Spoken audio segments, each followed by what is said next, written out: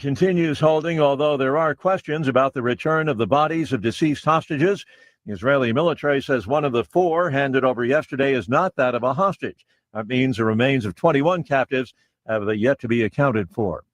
Continuing lack of Democrat support for a Republican short-term funding bill in the Senate means the government shutdown drags on. House Speaker Mike Johnson says it's a perfectly reasonable bill that the Democrats should support. Redistricting is the issue that goes before the U.S. Supreme Court today. Specifically, it's about the constitutionality of using race in redrawing congressional maps. And the International Monetary Fund is out with a somewhat rosier growth forecast for the U.S. and the global economy for the rest of the year.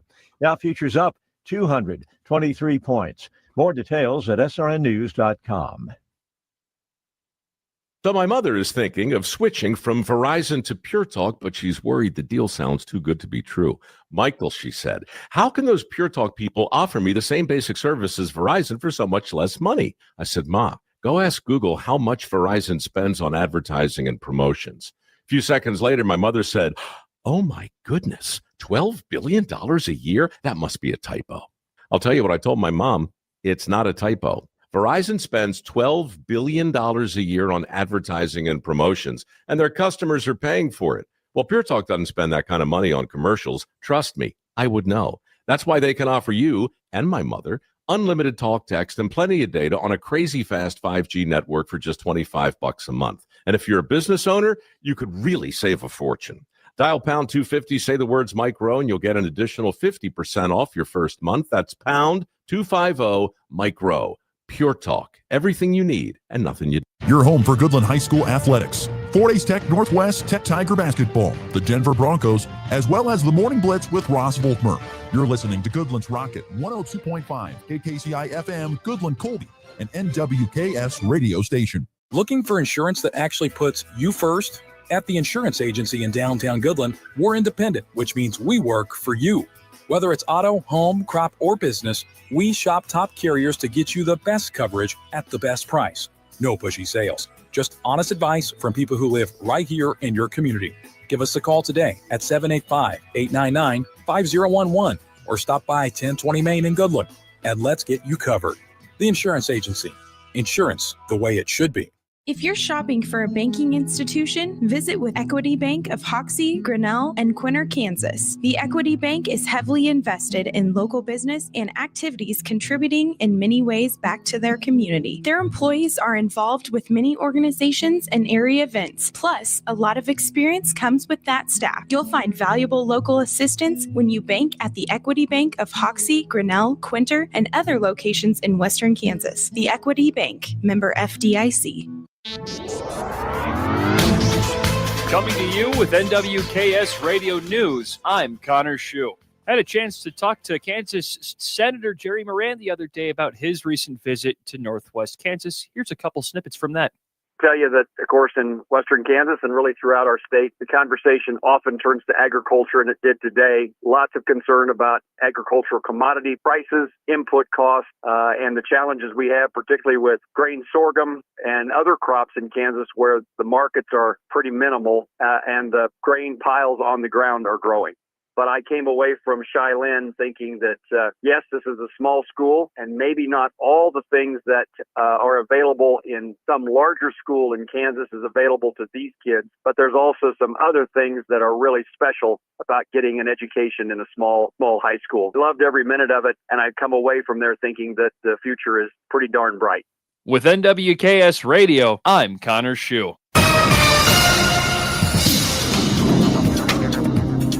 Today, windy conditions develop with south-southeasterly winds increasing 25 to 35, gusting 45 to 55 miles per hour, and the strongest west of Highway 25. Skies will be partly to mostly cloudy. Highs will warm into the upper 70s. Overnight remains windy with some clouds. Lows will be in the upper 50s. And then tomorrow afternoon and evening, chances for showers and storms. Some of the storms could be severe with damaging winds 60 to 70 miles per hour and large hail 1 inch in diameter. A half inch to an inch of rain is also possible. Continues to be windy with south-southeasterly winds 20 to 30, gusting to 45 miles per hour, and highs will be in the mid-70s. Overnight lows will drop into the mid-40s. Friday will have lingering morning showers, clearing in the afternoons, upper-level trough passes. High temperatures will be around 70 with lows around 40, and winds will be lighter from the north at 5 to 15 miles per hour. This meteorologist Chris Schromick in the NWKS Radio Weather Center. Are pests making your home or business uncomfortable? Call Pest Away in Goodland, Kansas, serving all of Northwest Kansas. They provide top-notch pest control services to keep your space safe and pest-free. From ants to rodents, termites to spiders, our expert team is here to help with effective, safe, and affordable pest control solutions. Don't wait. Call Pest Away today at 785-728-7166 for fast, reliable service. Your home or business deserves the best protection. When you gotta go, but there's nowhere to go, who you gonna call? Topside Portables and Pumping, that's who. Weddings, job sites, farm parties, they've got clean, reliable porta potties that don't stink, literally. And if your septic tank smells worse than last year's chili cook-off, they'll pump it out fast. No mess, no fuss. Family-owned, Heartland values, always ready. Call 785-728-8089. That's 728-8089. Topside Portables and Pumping. When duty calls, they answer. Looking for insurance that actually puts you first? At the insurance agency in downtown Goodland, we're independent, which means we work for you. Whether it's auto, home, crop, or business, we shop top carriers to get you the best coverage at the best price. No pushy sales, just honest advice from people who live right here in your community. Give us a call today at 785-899-5011 or stop by 1020 Main in Goodland, and let's get you covered. The insurance agency. Insurance the way it should be. This fall, Hoover Lumber Ace Hardware has everything you could need. Keep your lawn strong with Ultimate Winterizer, the best defense before the frost. Warm up your evenings and create memories with a new fire pit. Or bring home the flavor with a great selection of grills and smokers from brands like Traeger, Blackstone, Green Egg, and more. And right now, the lumber prices are low, and so are the temperatures, making it the best season to tackle those outdoor projects. It's Hoover Lumber Ace Hardware with locations in Goodland and Colby. Open every day but Sunday. It's Truck Month at Hurl Chevrolet GMC in Goodland. Get behind the wheel of a brand new 2026 Chevrolet Silverado 1500 with 2.9% APR for 72 months. And if GMC's more your style, you're in luck. Drive home a 25 GMC Sierra Elevation with up to $7,000 in customer cash, or lock in 0.9% APR on a 26 GMC Sierra 1500. Whether it's power, performance, or pure style, Hurl Chevrolet GMC has the truck to match your drive. Visit hurlchev.com or stop by today in Goodland and make this Truck Month one to remember. Convenience just got an upgrade. Farmers State Bank of Oakley is excited to announce the opening of our brand new ATM along Highway 40, right next to Sonic Drive-In. Whether you're grabbing a snack or on the go, you can quickly access your cash without the detour. It's banking made easy, right where you need it. Farmers State Bank of Oakley, member FDIC.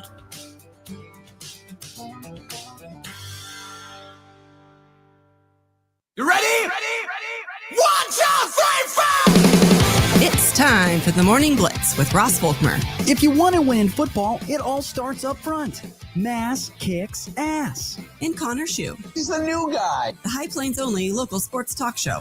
Broadcasting live on Goodland's Rocket 102.5 and video streaming on YouTube, Facebook, and X. They're basically idiots. Covering it all from the preps. Up ahead to Blair Lennon. Lennon, the crossover, back to Cure. Hello, boom! A two-handed tomahawk flush. To the pros. Shotgun snap to Nix. Protection is good. Bold loads it up. He's got it. A receiver there. Franklin makes the catch in the end zone. Touchdown, Denver. The Blitz is presented by Hurl Chevrolet GMC, Hoover Lumber Ace Hardware, and F&B Bank. Along with Equity Bank of Hoxie, Quinter, and Grinnell, the Insurance Agency, Pest Away LLC, Topside Portables and Pumping, and the Farmer State Bank in Oakley. Let's go to work. The Goodland faithful begin the slow clap as Short hits it over. Dinkle overpass, smashed back down by Libby Cure right in front of the 10-foot spiking line. And on the first pitch, Jackson Churio sends one into deep right, and that one's going to fly out of here. Churio with a home run to start it offensively for the Brewers. The 0-2. And a swing and a miss. And Yoshi Yamamoto with his crown jewel as a Dodger. It is a complete game, and the Dodgers win game 2 by a score of 5-1. So, backdoor stop. On the feed from Wilson. The Cats win it in overtime. We're off and rolling on a Wednesday. Good morning, everybody. October the 15th, the midway point of October. We have reached it, my friends. I still haven't even flipped my calendar over in the studio. I just went and looked over at the calendar, and it's still at September. Pretty poor, but that's what it happens. But halfway to Halloween, or pretty darn. Oh, yeah. It might as well be. Favorite Halloween costume you ever wore as a kid? Whew. Sandy Schuh, chime in. Sandy, I know you're out there. Sandy Schuh, chime in. I think one year I was a pirate, and I thought that was a lot of fun. Arg. Oh, man. What about you? Oh, geez. I went as a boxer one year. That was pretty fun. I was big into Thomas the Tank Engine as a kid. You know who Thomas the Tank Engine Of course, is? yeah. Big into Thomas the Tank Engine. And my dad homemade me like he made me into with cardboard boxes and stuff. That's fun. So shout out to Dad. Shout out to RV. That was a nice job well done, you know. Got it all cleaned up. It was James, the red engine, not Thomas, but that's who I went as. Close enough. Yeah, I mean it was one of the Thomas the Tank Engine ones, but yeah, nonetheless, we'll get to see some other great costume ideas coming our way here in the coming weeks because we're halfway to Halloween here in the month of October. Hope everyone's having a great start to your Wednesday. It's a beautiful morning out there, 61 degrees outside the KKCI studios here in Goodland. We'll get up to where temperature is going to be near 80.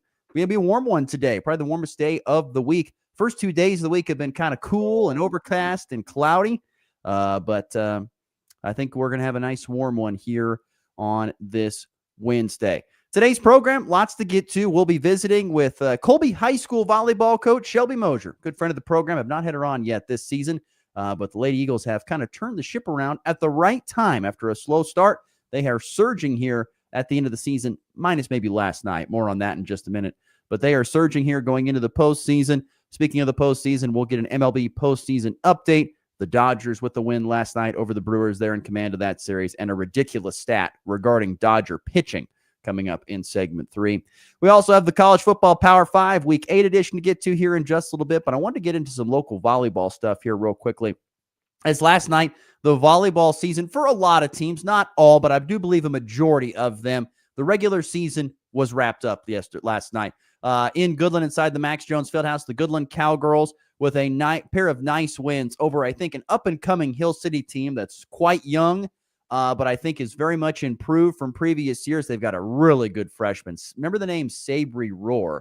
That young lady can play. She is very talented. And then Goodland beat Oakley, handing the Lady Plainsmen their third loss of the season. They beat Oakley 2-1 in what was a very, very exciting match. The Cowgirls took set 1, 21-15, and then lost set 2, 25-20, because Oakley closed it on I think it was a 9-1 run, including 3 consecutive aces from Alexa Weiser, who, by the way, is a dudette. That girl is good. I'm telling you right now. Remember that name. I mean, we visited with her, with their head coach, Lindsay Hodges.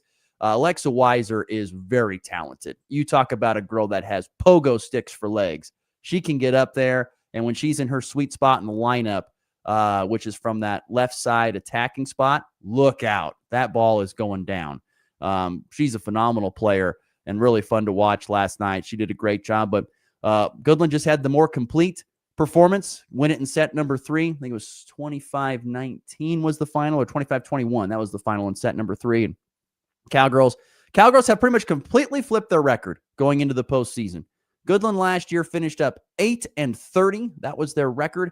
They are 28-7 going into the postseason. They will host a regional coming up Monday. Ellsworth, Phillipsburg, and Scott City will be in Goodland at the Max Jones Fieldhouse for that 3A regional quad. And very exciting for the Cowgirls to get the host. And in fact, I actually asked Coach Angie Brumbaugh her thoughts and the excitement on hosting a regional inside the Max Jones Fieldhouse just a year after being one of the lower teams in the entire region of standings. This was Coach Brumbaugh last night. That is really cool that we earned that opportunity. The top 4 seeds in our 16-team region get to host. So, yeah, what a neat opportunity for us to be at home, and loved the crowd noise, especially in that Oakley set when the students got back in here. So hopefully we can replicate that with some really good matches on Monday. And I guess I'm just kind of curious what your thought is on the pool.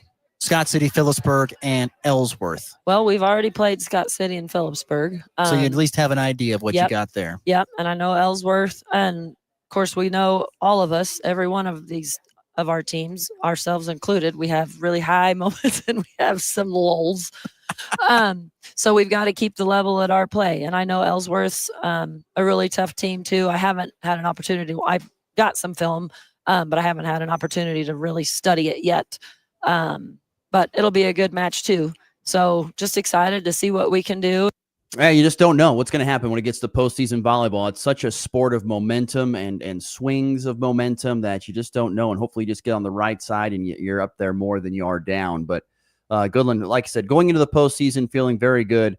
Once again, earning a top 4 spot and will be hosting at home. Colby, well, they lost their final 2 games of the regular season. They lost in 2 to Quinter and then lost to Decatur Community in 3.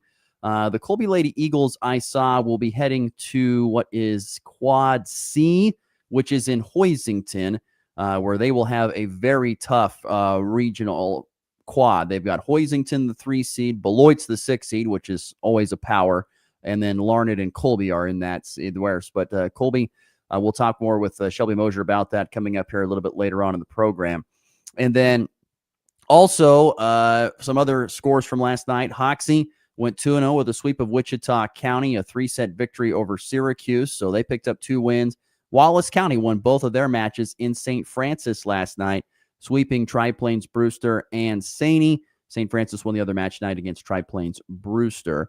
And, of course, don't forget tonight, Colby Community College Volleyball, back in the top 10 of the rankings nationally at number 9, are down at Seward County this evening. So, like I said, busy volleyball night last night as the regular season came to a close, and we'll see what the postseason holds here in a few days. But it's amazing how quickly this volleyball season goes, Connor. You blink and it is over. I mean, by the time we get to Halloween, it will pretty much be done. That's right. And you have so many games that you think it's going to be a little bit longer, but all of a sudden, you're right. Almost the end of October, and it's those tournaments. It's those tournaments that get you if you think about it, because you play like 4 or 5 matches in a day. Oh, yeah. So that just runs up that number. That gobbles up, 20% of your schedule, or 10% of your schedule right there. But yeah, really, really interesting volleyball. I'm intrigued to see how the postseason shakes out for a lot of area teams. Oakley, Goodland, some of the teams that are real that are Oakley's hosting a regional in Colby. It's where they're going to host that at the event center there. Oakley's going to host their regional quad there, so that's really good. Quinter's going to be a host seed as well, as will Tribune Greeley County. So we have a couple of teams from our listening area that are going to be hosting a regional quad coming up here on Monday. And we'll dive deeper into that coming up here on next week, probably Monday's show, probably. Okay, anything you want to get to here real quick before we get to our college football Power 5? It'll have to be a sprint edition, but we've done it before. We can certainly do it. I think you've got it all in the volleyball recap. All right, good. I'm glad I didn't miss anything. That's why he's here, folks. He's here to keep me on track. But let's get into it. We have a college football Power 5. It's week number 8. Let's get to it.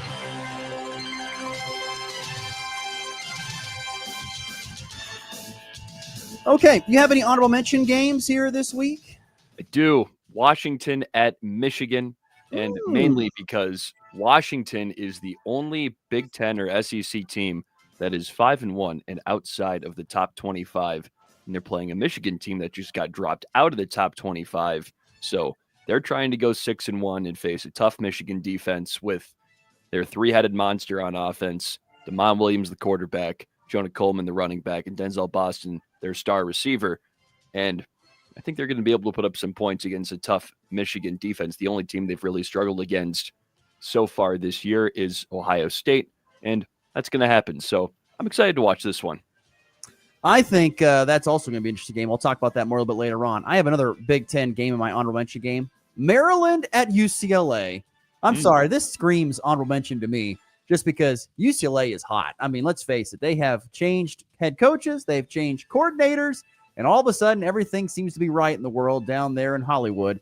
And UCLA is absolutely mowing through everybody. They're coming off beating the pants off of Michigan State.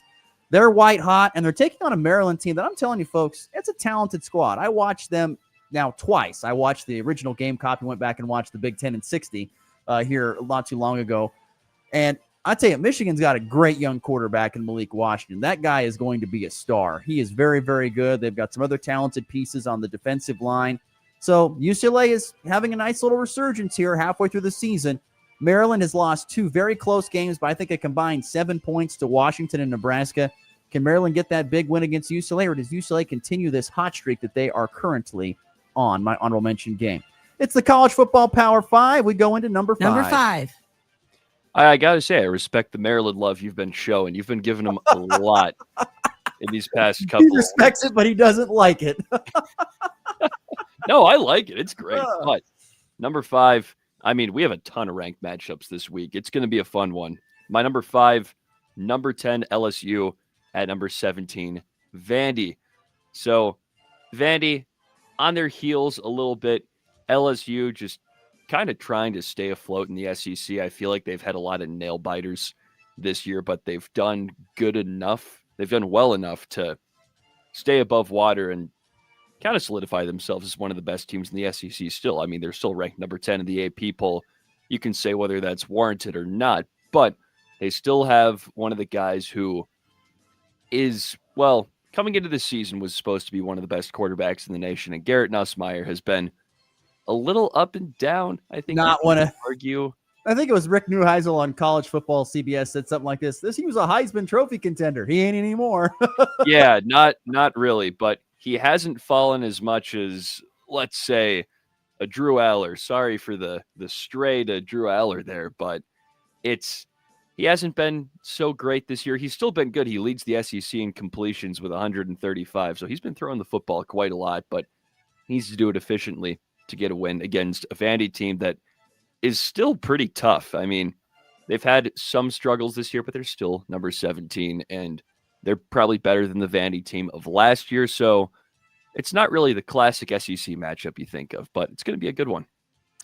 My number 5, I'm going to go with that Washington at Michigan game. For those who don't know, UW's quarterback DeMond Williams is quite a dual threat guy. He had over 500 yards of total offense the last time out against Rutgers, 400 yards passing and over 100 yards rushing. That is quite a statistical outpour against whoever you're playing. So he is really, really talented. And let's face it, UW is 5-1. They have hung tough all season with everybody. I mean, they hung tough with Ohio State. I know they lost. I think it was like 24-6. Something like that, or 24-7, something around there. They've hung tough all season. Can they do it against Michigan, who I think is really looking to bounce back after suffering a loss that I think they thought they were going to beat USC, and it did not happen. They actually kind of got beaten pretty badly by the Trojans. So this game, a lot of meaning for both squads, and I think we got a really good one between Washington and Michigan. I would agree with you on that, Connor, for sure. All right, moving on. Number 4. I've got number 23 UCLA at number 14 BYU, showing some love to the Big 12.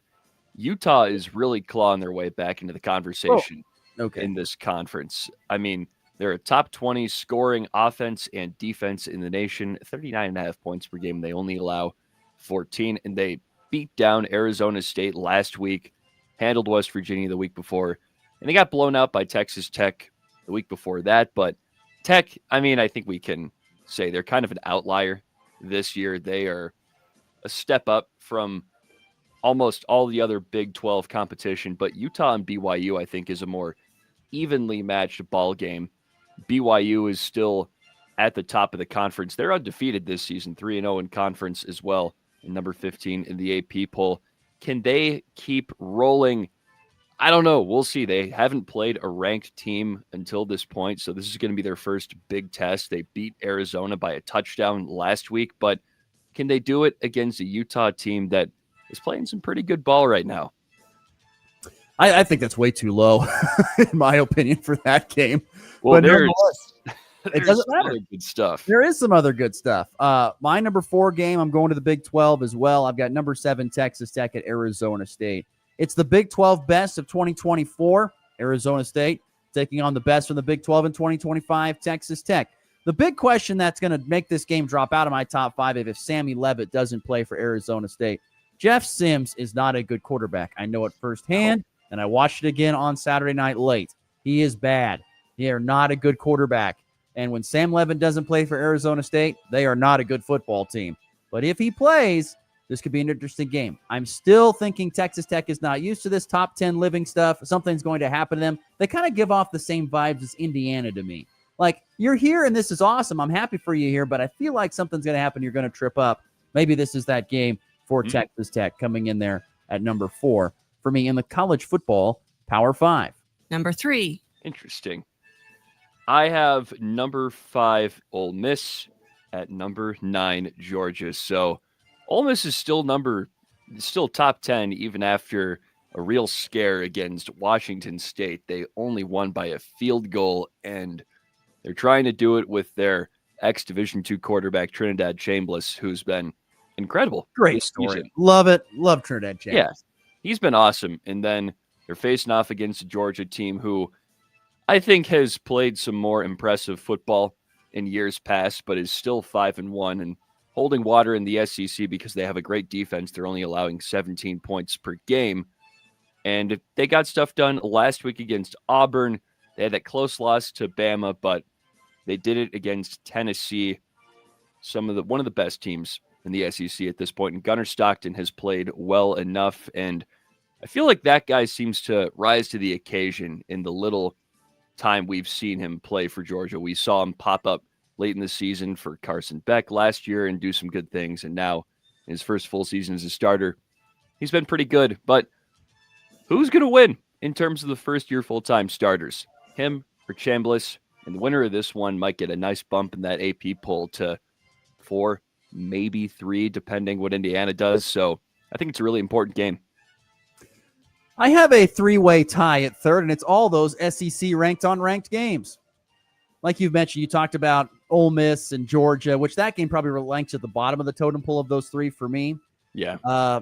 Number 1 is probably number 10 LSU at number 17 Vandy. I love the thought of Brian Kelly and how he just kind of approaches, he's very serious about a lot of stuff against Diego Pavia, who is just the ultimate antagonist. I mean, great trash talker. Yes. So I think I love that matchup. I could just see like Pavia getting a big first down, running up and yelling in the face of Brian Kelly. And, and it's Vanderbilt yelling at LSU. Vandy has one of the best offensive line units, some people think, in the SEC. And that is saying something. That is really saying something. So they'll get tested against a very, very good LSU team. But that's really good. And then it's the third Saturday in October.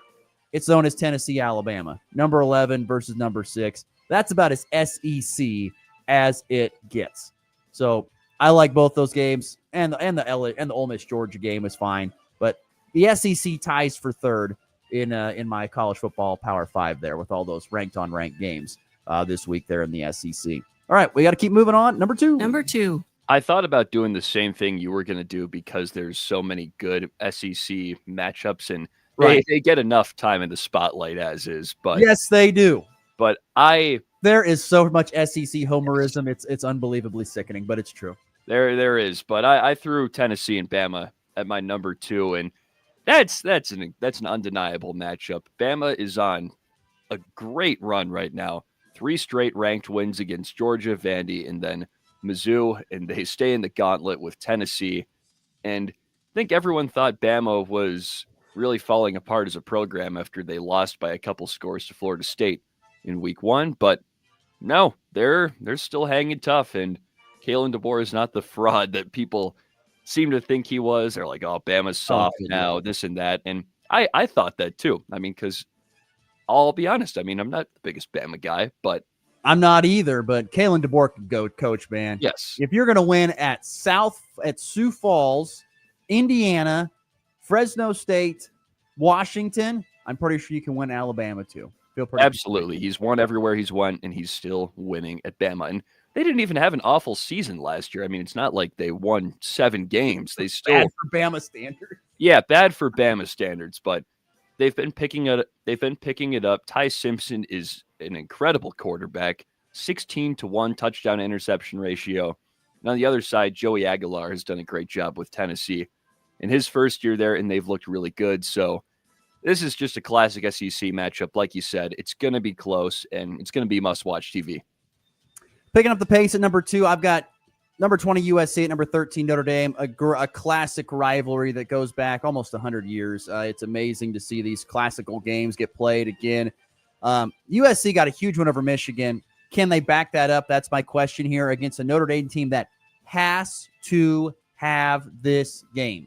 If Notre Dame loses this game, CFP title run hopes are done. They're dashed. This is kind of the last straw of big-time games that Notre Dame has on their schedule. They have to have it. So can USC stop Jeremiah Love, who's one of the best running backs in the country for Notre Dame? I don't know. Can Notre Dame's defense shut down USC? That's the best offense in the Big Ten. I don't know about that either. Great matchup, though, at number 2. Number 20 USC at number 13 Notre Dame. It's really, really good. And I have a feeling that game is going to be talked about Number 1. at number 1. Oh, I'm with you. That's my number 1. I mean, this is only the second time this rivalry's been played in the 2020s. This game happened in 2023. Caleb Williams with USC versus Notre Dame. That was a fun ball game, but I think we're going to get another great one. In this one, CJ Carr's been a lot of fun to watch over for Notre Dame, the youngin', and then Jaden Maiava, of course, has been doing his thing with USC. I feel like this has potential to be a higher scoring matchup. I know Notre Dame has a great defense, but USC, just an electric offense, and you said it, one of the best in the Big Ten. I think they're going to be able to put up points, but I think the Fighting Irish have the ability to kind of hang around with them in the scoring department if they're not able to stop them defensively. They have electric players. I mean, Jeremiah Love is one of the most dynamic running backs in the nation. It'll be exciting to see what he can do against the USC defense. So I think this is going to be another great installment of a storied rivalry. My number 1 game, it's the Holy War. You've talked about it already. Utah at BYU. Number 23 Utah at number 15 BYU. 2 great running quarterbacks, Bear Bachmeier at BYU and Devin Dampier of Utah. 2 great running quarterbacks, 2 powerful offenses, 2 physical defenses, and the thing that makes this great, 2 teams, 2 coaches, and 2 fan bases that absolutely hate each other. I mean, hate. Watch. I mean, if there could be sticks and stones thrown on the field, an arrow shot across to the other section, there would be.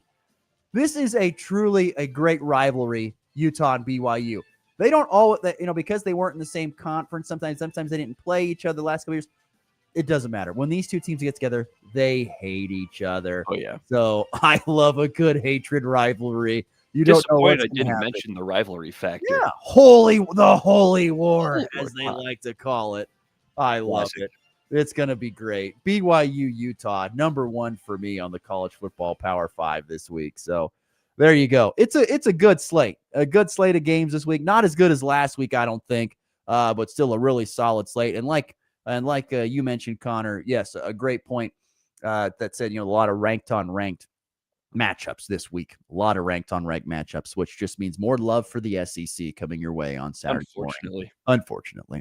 All right, that'll do it. We'll take a break. Can we come back? Shelby Moser is going to join us, head coach of the Colby High School volleyball team. We'll get her thoughts as the regular season came to a close for them last night, what they expect to see in the postseason next here on the Morning Blitz. From drive-through banking to mobile deposit, we make it easy to get things done on your schedule. Banking should fit your life, not the other way around. This is Jessica Von Lintel at F&B Bank. Banking made simple. In a small town, your banker should know more than just your account number. They should know your name. At F&B Bank, we believe in real conversations, friendly faces, and decisions made right here at home. I'm Paige Sneathen, Vice President at F&B Bank, and we're proud to serve your family like our own. Member FDIC. It's Truck Month at Hurl Chevrolet GMC in Goodland. Get behind the wheel of a brand new 2026 Chevrolet Silverado 1500 with 2.9% APR for 72 months. And if GMC's more your style, you're in luck. Drive home a 25 GMC Sierra Elevation with up to $7,000 in customer cash, or lock in 0.9% APR on a 26 GMC Sierra 1500. Whether it's power, performance, or pure style, Hurl Chevrolet GMC has the truck to match your drive. Visit hurlchev.com or stop by today in Goodland and make this Truck Month one to remember. It's time for a check of the markets with the Anderson Trade Group on the Kansas Farm and Ranch Radio Network.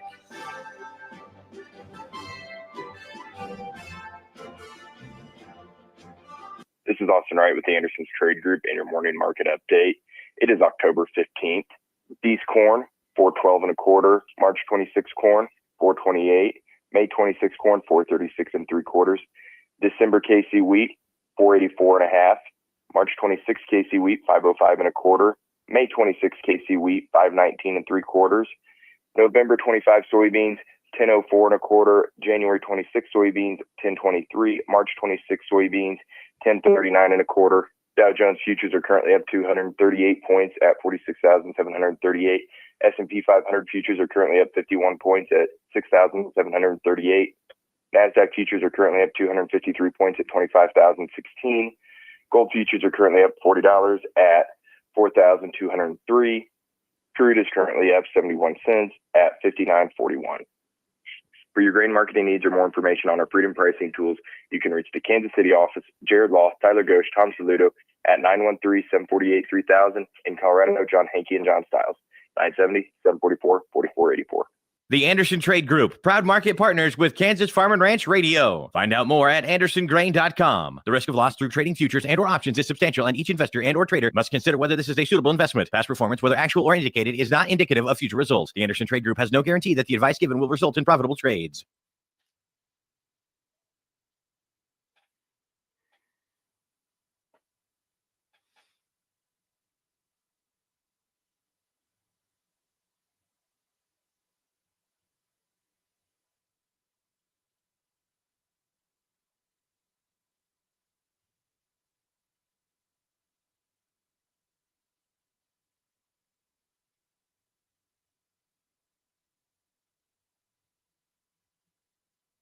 Prizes right here with smarter agronomics, better yield performance, and world-class corn and soybean products backed by Corteva Agriscience. We'll always be loyal and local, so you, our neighbor, always get the right seed.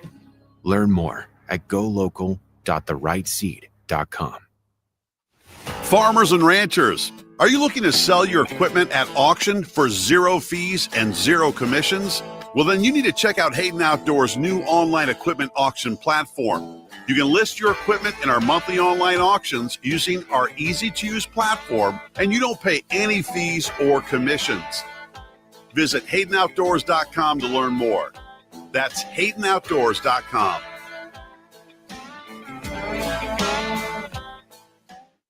Whether it's touchdowns, home runs, or buzzer beaters, we've got you covered. It's the Morning Blitz.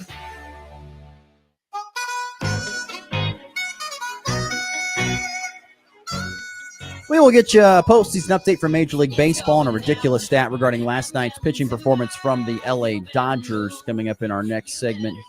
Following this one, where we're going to step back in and talk some more high school volleyball as we welcome onto the program our friend from Colby High School, the Lady Eagles head volleyball coach, Shelby Mosier, joins us now on the Hoover Lumber-Base Hardware Hotline. Good morning, Coach. How are we doing today?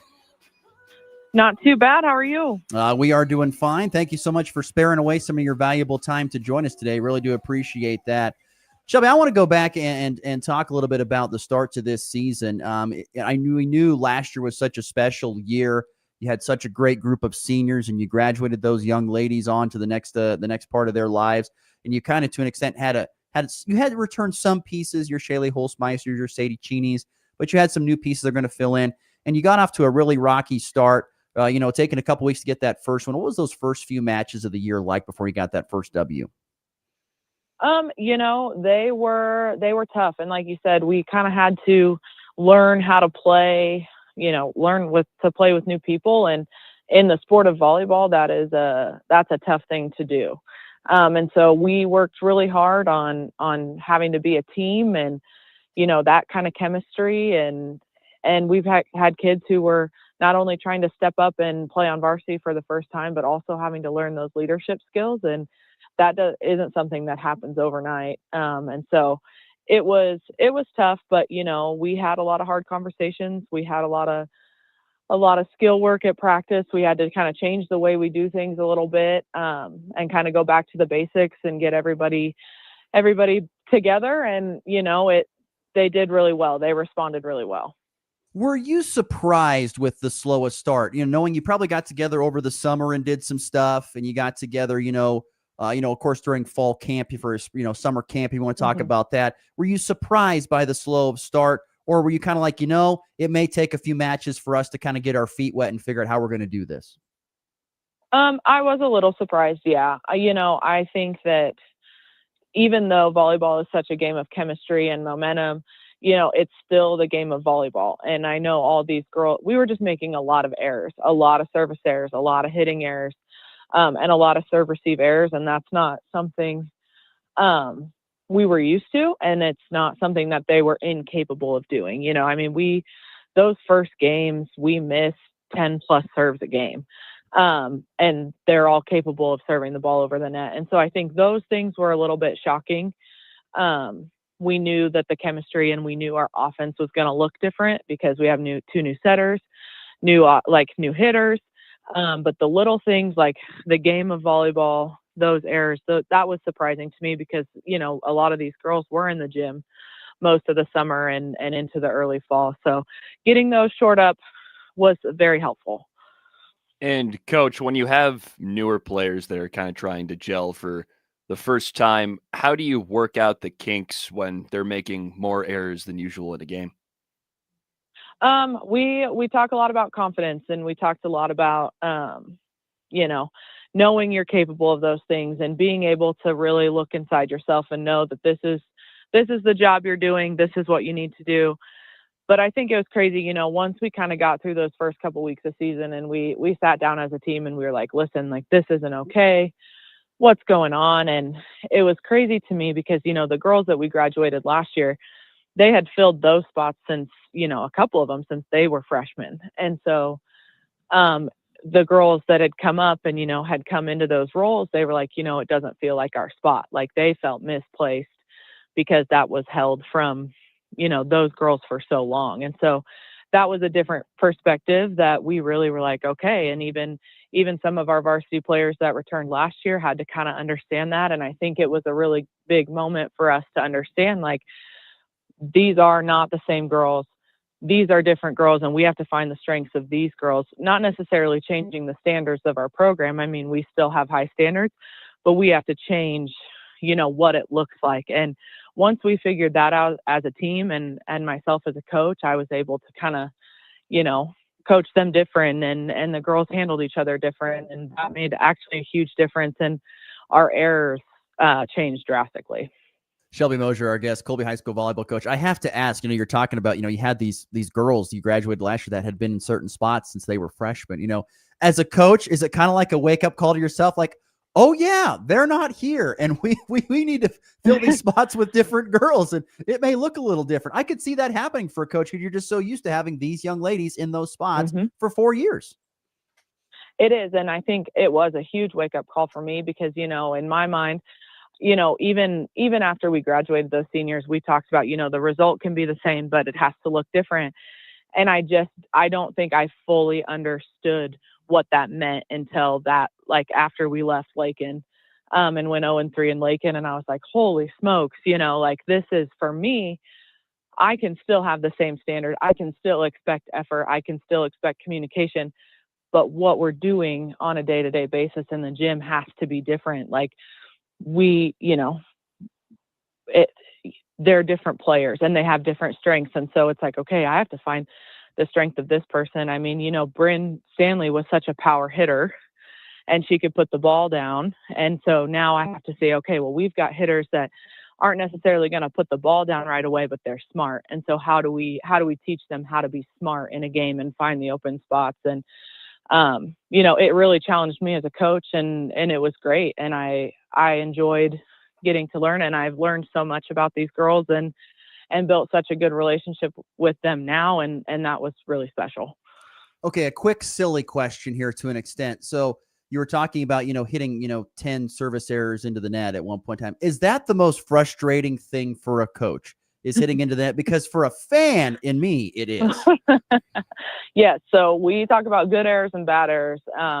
And good errors are making the other side make a choice. So if you serve it out, they still have to choose whether they call it in or out. When you serve it into the net or hit into the net, there's no choice. And those in our gym is a bad error, and they are the most frustrating errors. especially at the service line. Man, because, that's really the only time you're in full control in the game of volleyball. And man, yes, anything in the net is, oof, yeah. Makes your skin crawl a little bit right there, don't it? With Shelby Mosier's our guest here on the Morning Blitz on the Hoover Lumber's Hardware Hotline.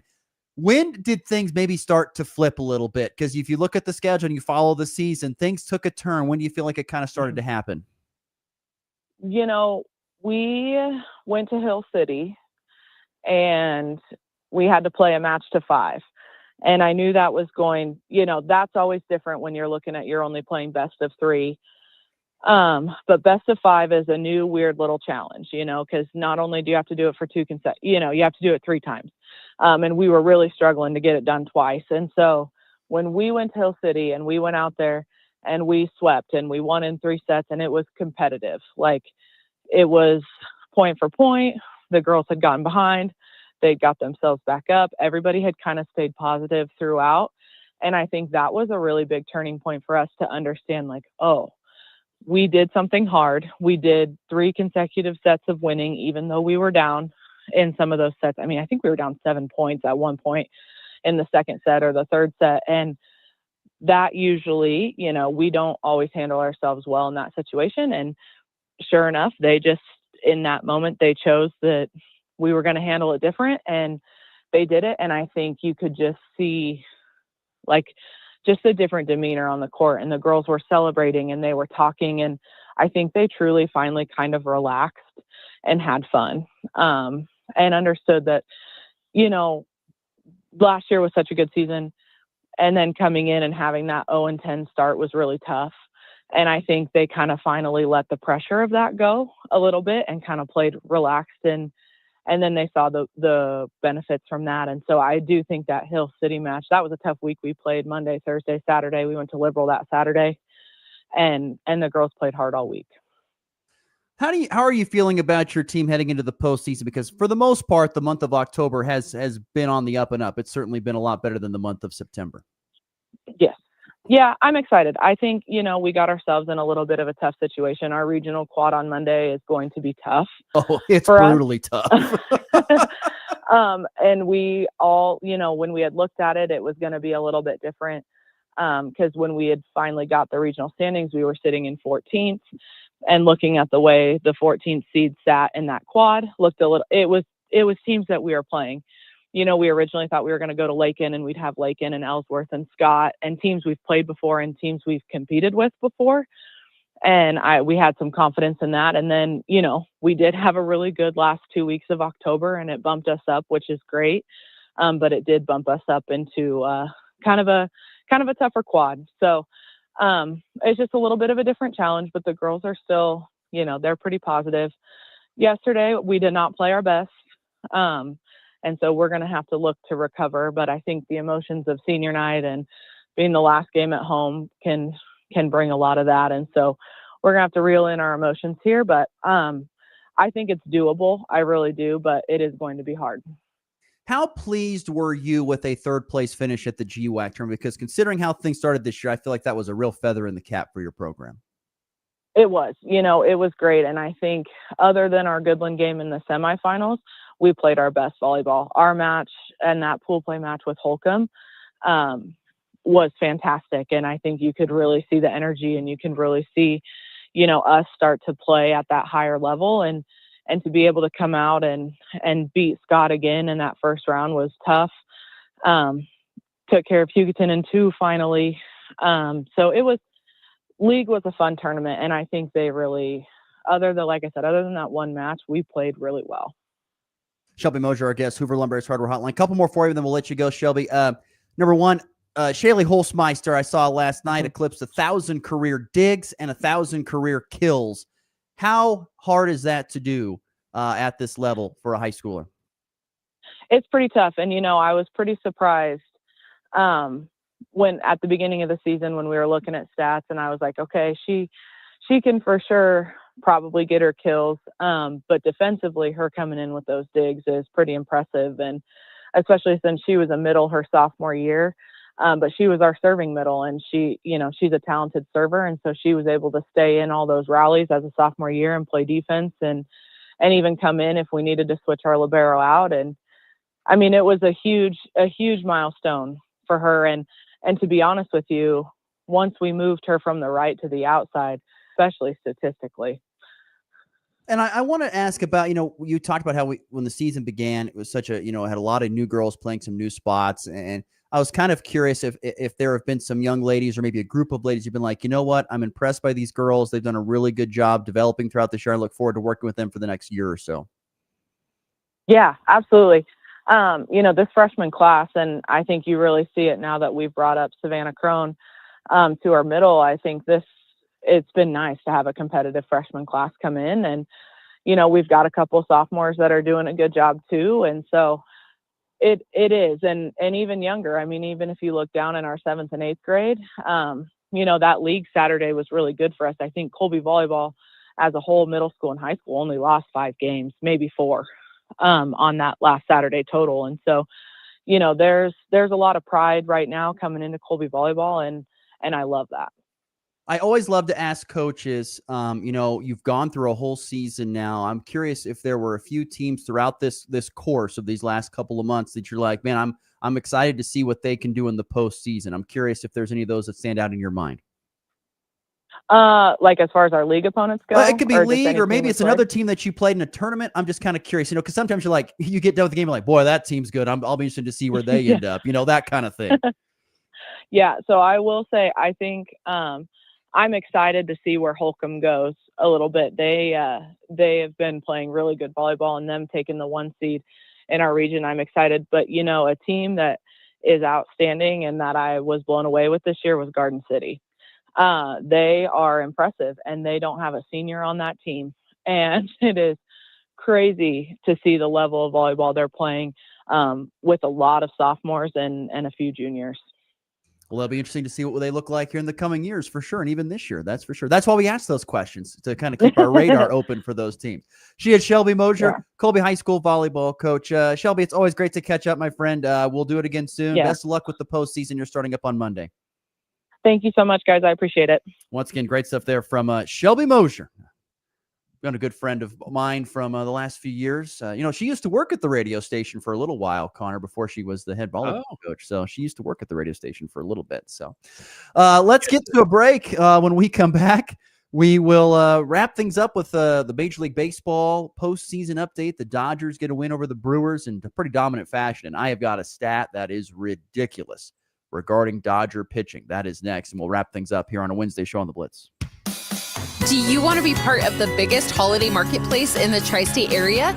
Sign up today to be a vendor at the NWKS Radio Christmas Marketplace, November 28th, 29th, and 30th.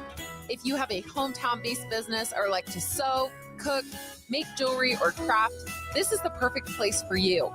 Sign up today at nwksradio.net before the spots are gone. Again, that's nwksradio.net. Celebrate the fall season at Grassroots Farms and Pumpkin Patch in Rollins County, where families gather, memories grow, and fall comes to life. Open Saturdays and Sundays from 10 to 6 with special events every single weekend at Grassroots Farms, your hometown destination for fall fun. A lot goes into taking care of your property. You need equipment with more reliability and versatility built in, like Kubota BX and L Series compact tractors that get the job done right. Z-Series mowers that deliver a quality cut, and Sidekick utility vehicles where durability meets speed. Visit your local Kubota dealer, Colby Ag Center at 305 East Horton today.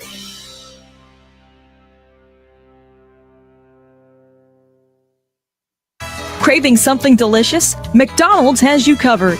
From hot, fresh breakfast to juicy burgers and crispy fries, there's something for everyone, any time of day. And don't forget to try our classic McCafe coffee or refreshing McFlurry. Visit us in Colby, Goodland, Burlington, and Lamar for fast, friendly service and the flavors you love. Drive through, dine in, or order ahead on the McDonald's app. We'll have it fresh and ready. McDonald's. I'm loving it. Sports talk that's fast, fresh, and always on point. Yeah, I don't know about that. This is the Morning Blitz.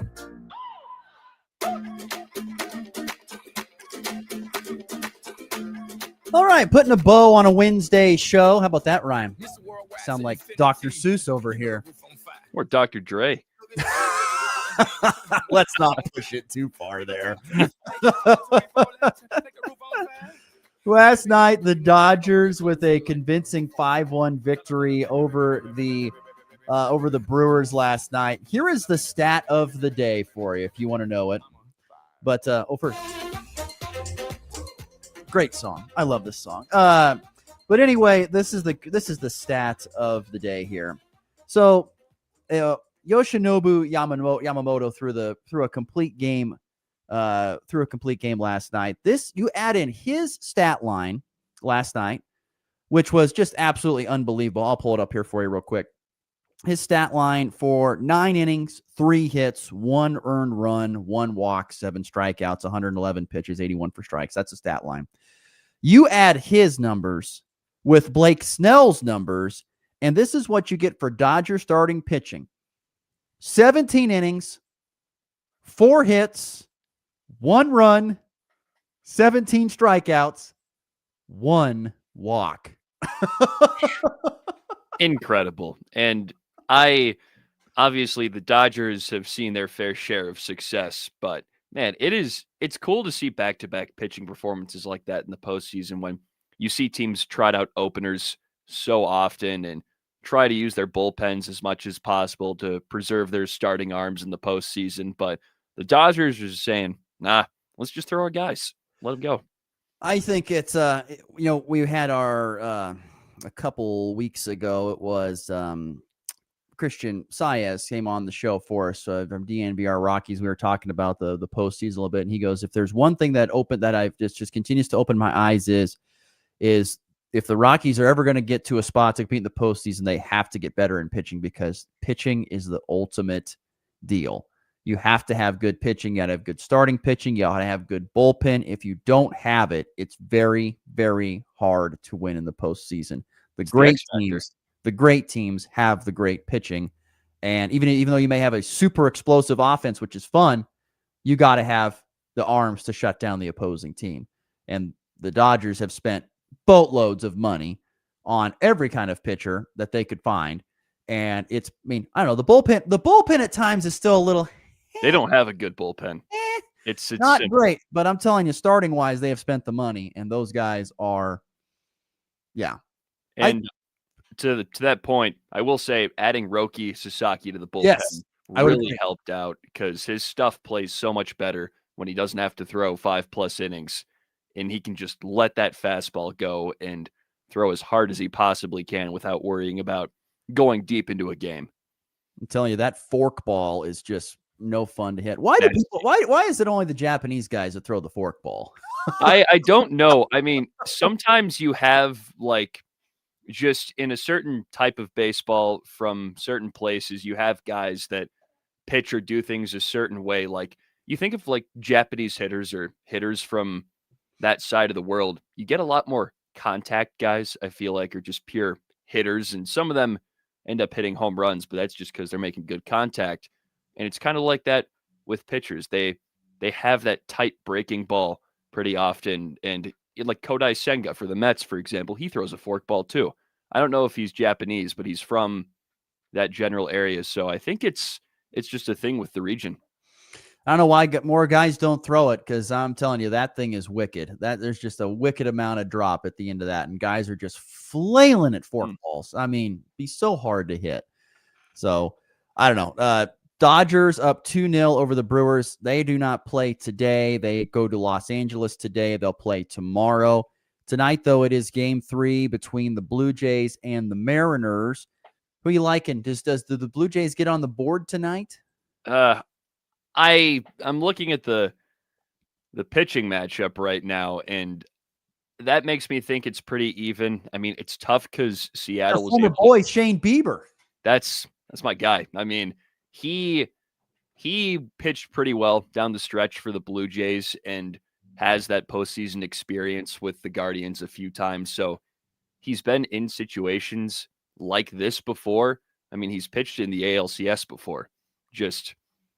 Actually, no, he hasn't. Excuse me. I'm totally having a brain fart and forgetting that he didn't pitch more than, well, he made 2 starts last year and did not pitch in the ALCS. But regardless, he's pitched in the postseason before. He knows what it's like. He's already done it this year, and he's seen that Mariners lineup before. So I think, man, I'm trying to talk myself into the Blue Jays right now, but I still find it hard to doubt Seattle with how they've played, and now they get a chance to go home with their incredible offense, and then George Kirby, the control artist himself, on the bump.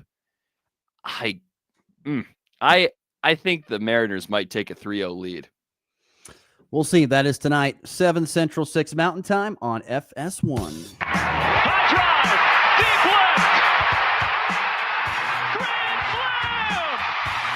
And back lifts his ball high and deep to right. How about a walk-off Gray? Thomas to the 10. Denver's going on to New England. They win it on the first play of overtime. Mahomes swings it. It's there. Hardman. Jackpot. Kansas City. Well, Tony Rowley, did we miss anything from the show today?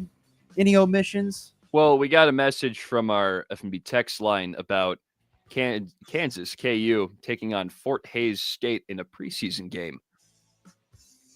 Interesting matchup. Fort Hays State's got a pretty good program, but let's remember, KU's got Division I athletes. This texter chiming in, unnamed texter, I appreciate the message. Is KU ranked too low with Darren Peterson in your early college basketball contenders? I think Kansas is put right where they need to be. The last 2 years have not been great for KU. Why not just start low and have, to an extent, semi-low expectations and then surpass those immensely with your players? I think that's what you got to do. There's a lot of question marks for Kansas basketball. They got to replace a point guard and DeJuan Harris. They're relying a lot on Darren Peterson to be just an absolute superstar, which he could be. You're hoping Flory Badunga takes the next big step. You're hoping Elmarco Jackson comes back from being injured. You hope he's a lot better. There's a lot of question marks, and you have a lot of good freshmen on this team. How do they play? Because they're going to be asked to play a lot. And then on top of that, you've got, those transfer portal guys. How do they mix in? There's a lot of questions. Not a lot of just solid evidence of what Kansas basketball will be this year.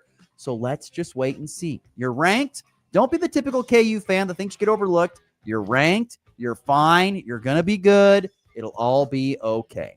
There you go. My thoughts on KU basketball. Fort Hays State, though, we'll have to call our good friend Rusty Groffel, assistant coach. We'll get his thoughts on what the Jayhawks have to offer. We'll get him on next week. We'll do that. That'll be a lot of fun. All right. Good job there, Connor. Way to go. Appreciate it. Way to check the text line. That'll do it for our program today. Thanks to Shelby Moser. Great conversation. If you missed that, go back and check that out on the podcast. We're back again tomorrow on a Thursday. Hope you join us. It's been the Blitz. Classic rock